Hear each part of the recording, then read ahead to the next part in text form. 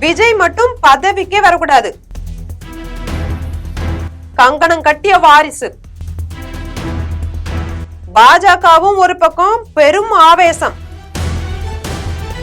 இது பற்றி ஜெம் தொலைக்காட்சி வழங்கும் சிறப்பு செய்தி தொகுப்பை இப்போது காணலாம். தமிழக பொறுப்பு ஆளுநரை சந்திச்சு தாவேகா தலைவர் விஜய் ஆட்சி அமைக்க உரிமை கோரிய நிலையில ஆளுநர் இன்னமும் எந்த முடிவையும் சொல்லல. தாவேகா கிட்ட பெரும்பான்மையான 118 எம்எல்ஏக்கள் யாருன்னு ஆளுநர் பட்டியல் கேட்டதாகவும் தகவல் வெளியாகி இருக்கு.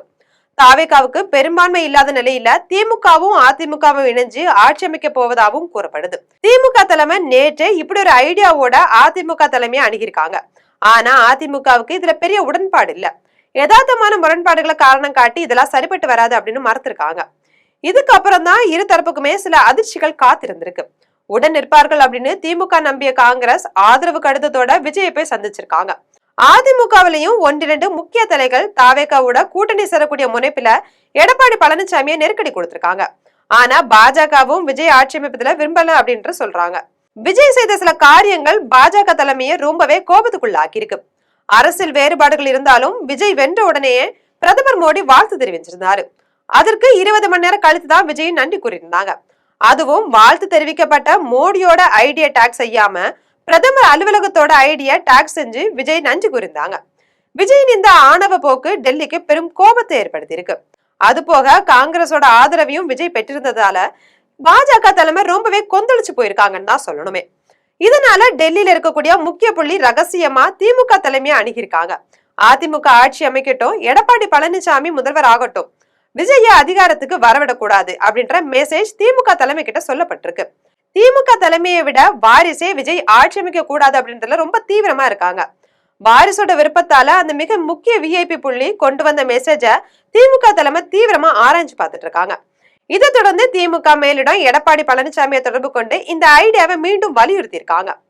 மேலும் எடப்பாடிக்கும் திமுகவின் ஆலோசனையை ஏற்க வேண்டிய தேவையை கட்சிக்குள்ளேயே உருவாக்கி இருக்கு. சி.வி. சண்முகம், எஸ்.பி. வேலுமணி போன்றவங்க எல்லாம் விஜய்க்கு ஆதரவு தெரிவிச்சு அதிகாரத்துக்குள்ள வர விரும்புறாங்க. அவங்களும் எடப்பாடியை நெருக்கிட்டு இருக்காங்க.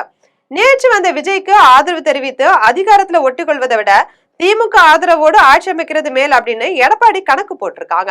அதிமுக சார்பா 3 முறை முதல்வராயிருந்த ஓபிஎஸ் கூட திமுக கட்சியில எந்த சங்கடமும் இல்லாம இணைஞ்சிட்டாங்க. அப்படி இருக்கையில தமிழகத்தின் நலன் கருதி இந்த முடிவை எடுக்கலாம் அப்படின்ற முடிவுல எடப்பாடி பழனிசாமி இருக்கிறதா சொல்றாங்க. இந்த எதிரொலியாவே கேபி முனுசாமியை வச்சு விஜய்க்கு ஆதரவு இல்ல அப்படின்னு பத்திரிகையாளர் கிட்ட பேச வச்சிருக்காரு எடப்பாடி. அத்தோடு எம்எல்ஏக்கள் அனைத்து பேரையுமே சென்னையிலேயே தங்க வைங்க அப்படின்னு உத்தரவு போட்டிருக்காங்க. தொடர்ந்து புதுச்சேரியில இருக்கக்கூடிய ரெசார்ட்ல அதிமுக எம்எல்ஏக்கள் தங்க வைக்கப்பட்டிருக்காங்க. அதே வேளையில திரும்பவும் நாளை உயர்நிலை குழு கூட்டத்தை கூட்டி விஜய்க்கு ஆதரவு தெரிவிக்கக்கூடிய முடிவுல தான் இருந்திருக்காரு. இந்த நேரத்துல அவசரப்படாதீங்க, வேறொரு திட்டம் இருக்கு, காத்திருங்க அப்படின்னு திமுகவோட தலைமை கூறியிருக்காங்க. இதை தொடர்ந்தே திரும்ப உயர்நிலை கூட்டத்தை ரத்து செஞ்சிருந்தாங்க. இதற்கிடையில தமிழக டிஜிபி சந்தீப் ராய் ரத்தோர் நேற்று இரவு விஜயை சந்திச்சு வாழ்த்து தெரிவிச்சிருந்தாங்க. அப்போது முதல்வருக்கு வழங்கப்படக்கூடிய பாதுகாப்பு குறித்து விவாதிச்சிருக்காங்க. டிஜிபி கிட்ட பேசிய விஜய், இப்போதைக்கு சூழல் சரியில்லை, வீட்டுக்கு போலீஸ் பாதுகாப்பு, கான்வாய் போன்றவற்றெல்லாம் எனக்கு வேணாம், அதை வாபஸ் பெற்றுடுங்க, ஆட்சி அமைச்ச பிறகு புரோட்டோகால் படி மீண்டும் பாதுகாப்பு தாங்க அப்படின்னு கேட்டிருக்காங்க. இதை அடுத்துதான் அவருக்கு வழங்கப்பட்ட கான்வாய் பாதுகாப்பு வாபஸ் பெறப்பட்டிருக்கு. அதே வேளையில முதல்வர் ஆவதற்கு முன்னரே விஜய்க்கு எப்படி கான்வாய் வழங்கப்படலாம் அப்படின்னு ஆளுநர் கேள்வி எழுப்பியதால கான்வாய் விலக்கப்பட்டதாகவும் கூறப்படுது. இது போன்ற அரசியல் செய்திகளை உடனுக்குடன் தெரிந்து கொள்ள ஜெம் தொலைக்காட்சியுடன் எப்போதும் இணைப்பில் இருங்கள்.